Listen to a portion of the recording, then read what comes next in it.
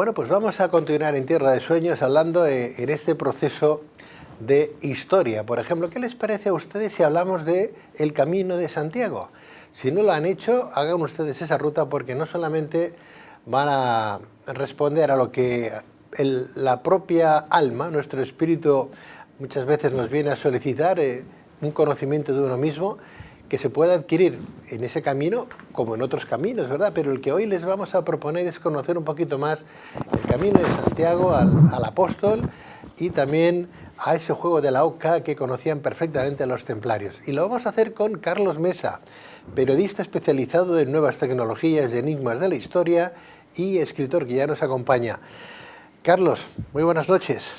Muy buenas noches, Pedro. Bienvenido. Pues muchas gracias una vez más. Gracias. Yo sé que tú has hecho el camino como un servidor. Qué maravilla, ¿no? Mira que se lo pasa uno bien, ¿eh? Qué maravilla. La cantidad de gente que se llega a conocer. ¿Cuándo crees tú que se origina este mito del Camino de Santiago? Bueno, yo creo que en realidad el mito del Camino de Santiago no es algo meramente cristiano ni católico. Creo que va más allá de los tiempos. Y desde el punto de vista histórico no es algo que mencione yo, sino que muchos historiadores llevan diciéndolo desde hace bastante tiempo, ¿no? ¿Se origina con el apóstol, Carlos? ¿Cómo? ¿Perdón? ¿Se origina con el apóstol? No, viene de mucho antes en cuanto a que, por ejemplo, sabemos que hay una obra de Marco Agripa, que es uno de los grandes amigos de César Octavio Augusto, donde en el Orbitum Terrario, más o menos, este debe ser el título, ya aparece un cierto mapa en el cual vemos cómo él llama Caius Janus a un camino que se extiende desde el este hacia el oeste, un camino que comienza en Cap de Creus, muy cerca de Sant Pere de Rodas, sí, y que finaliza en el final de la Tierra conocido en aquel momento, ese Finis Terrae, ¿no? Sí. Donde ellos decían que Jano, ese dios de las dos caras, el que mira hacia un lado o hacia el otro, el que luego se ha atribuido hacia los dos Juanes, ¿no? El Bautista y el Evangelista. Bueno, pues miraba en dirección hacia el mar Mediterráneo, por un lado, y hacia el Atlántico, hacia el otro, ¿no? Y allí en el Finis Terrae, en el Finisterre, se encuentra un Ara Solis, que es donde se hacían precisamente esos tributos al sol. Ahí tenemos el mapa bien explicado, exactamente lo que está explicando a Carlos Mesa. Y el mito de que el apóstol se encuentran, los restos de este apóstol Santiago se encuentran en este camino, en este lugar, en esta Tierra Santa. Esto es muy posterior. Mientras que hablamos de Roma en esos primeros siglos de nuestra era vulgar, podemos decir, por ejemplo, que el camino cristiano, el camino católico, es del siglo IX en realidad. Es cuando un tal Pelayo, ese eremita, ¿no? Ese anacoreta, empieza a decir que una luminaria baja del cielo en ese cementerio, diría Flavia, sí, donde actualmente se asienta Santiago de Compostela, y mira por dónde él cree que aquello es un mensaje enviado por el Señor para indicarle dónde se encuentra la famosa tumba del apóstol Santiago, porque según se decía en la tradición, ¿no? Siempre hablamos de tradición porque no hay ninguna documentación histórica, sí, hacia el año 42, después de nuestra era vulgar, es cuando llega Santiago el Mayor a nuestra tierra, ¿no? Predicando el Evangelio, eso es lo que nos dicen. Luego hay una muerte de Santiago, en la cual se nos dice que después de haber sido decapitado por Herodes el Grande, su cuerpo es subido encima de una barca marmárica de piedra, que flotando por esos mares y conducido por una estrella es conducido hacia la playa de Muxía, donde él solito, de forma mágica, se cogió y se dio entierro en aquel cementerio que hoy en día llamamos Iria Flavia. Por lo tanto, la primera documentación, o la primera vez que oímos hablar de ese Santiago el Apóstol, será hacia el siglo IX y no será hacia el siglo XI con el Códice Calixtino, aquel que robó el lampista famoso, sí, sí, cuando ya empecemos a decir que existe un camino como tal. Sí, sí, sí.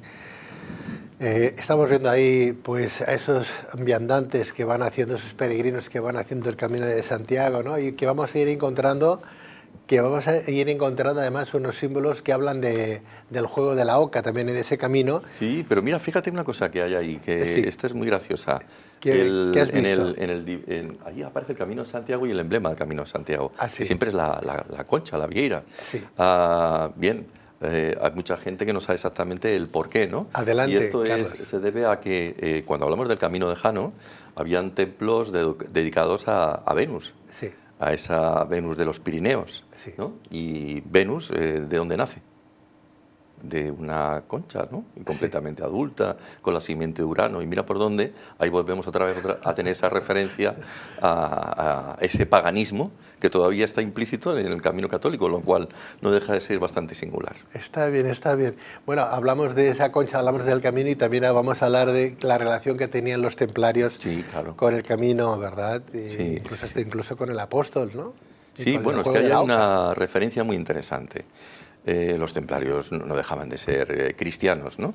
Pero los templarios habían estado en Egipto y allí habían traído pues, unos ciertos cultos que hoy en día consideraríamos de nuevo paganos, ¿no? Muy esotéricos.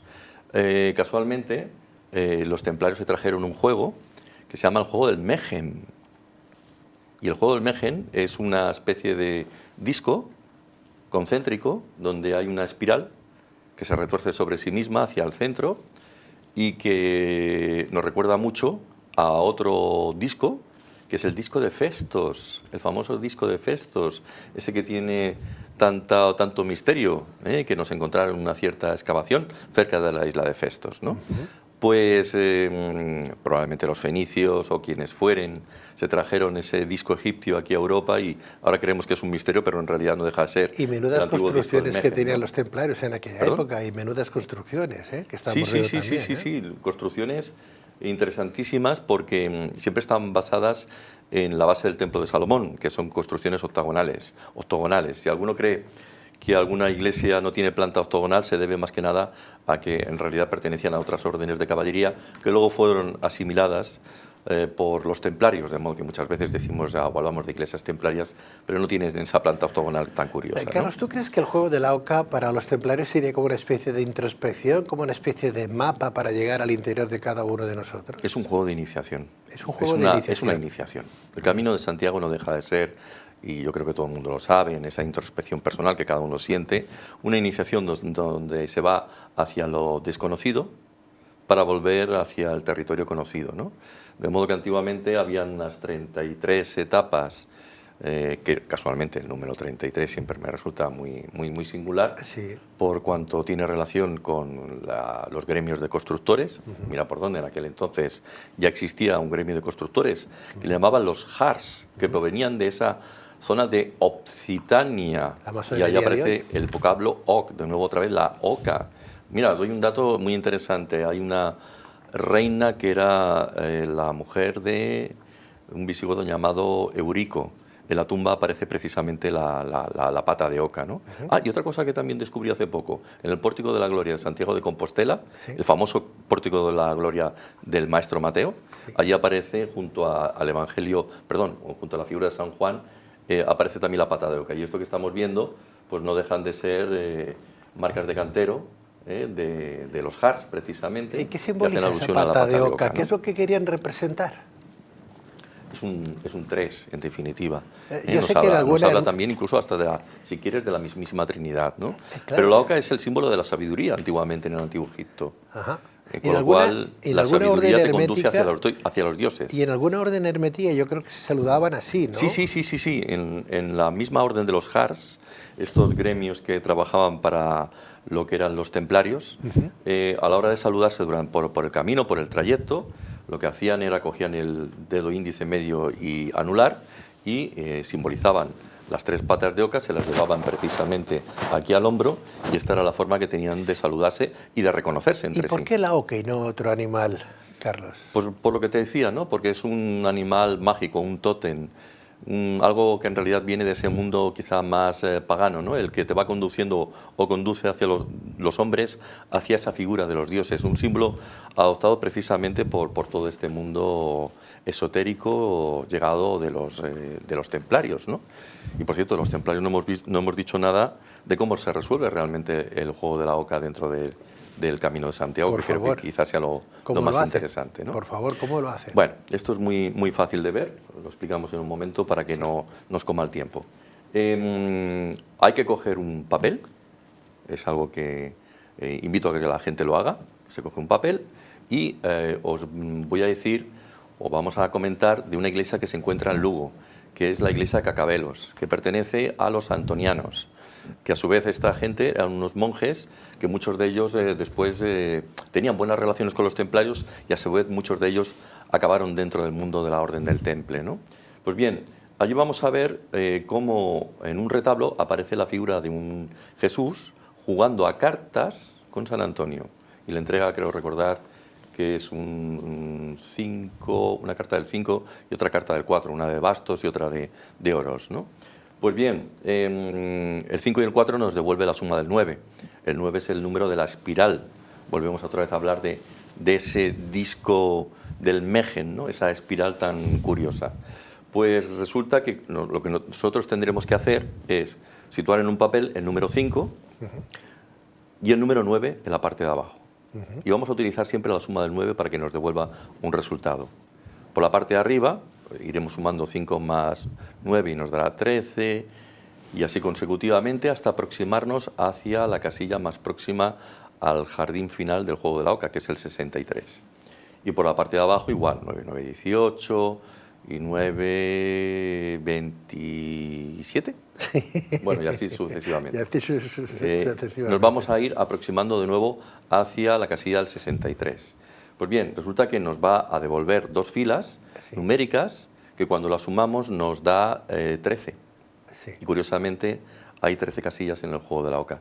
De modo que lo que te está marcando ese tablero es los lugares donde debías parar. ¿Por qué? Porque allí eran lugares de iniciación y de protección. Y curiosamente, con esto también se resuelve bastantes cosas, porque la documentación la hemos perdido. Recordemos que los templarios, pues bueno, fueron disueltos por la bula Vox in excelso, ¿no? El Papa Clemente V.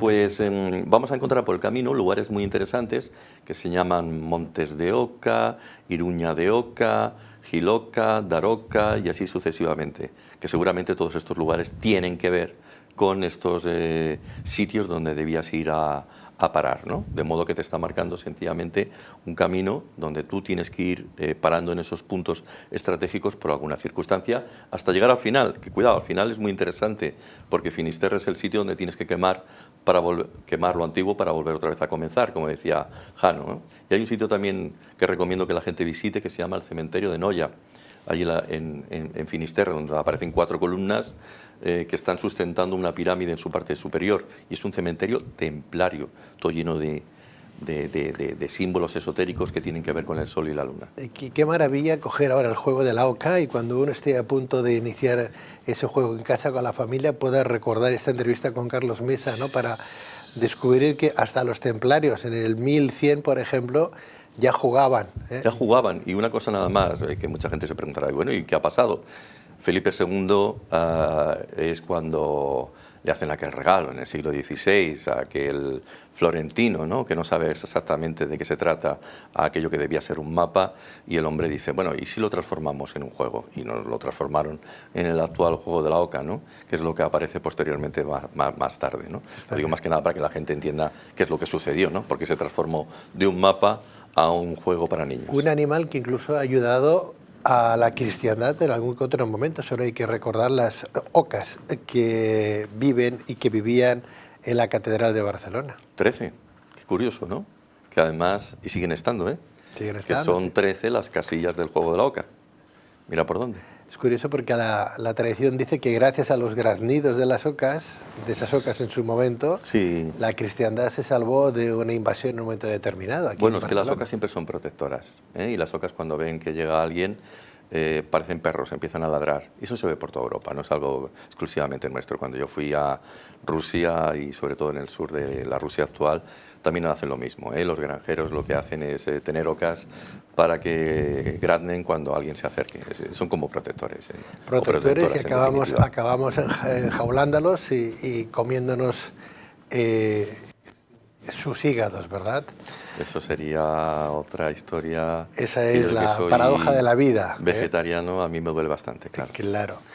Bueno, pues Carlos Mesa, muchísimas gracias. Gracias a ti, Pedro. Es un placer tenerte en este programa y escucharte. Gracias. De nada, y hasta la próxima. Buenas noches. Buenas noches. Buenas noches.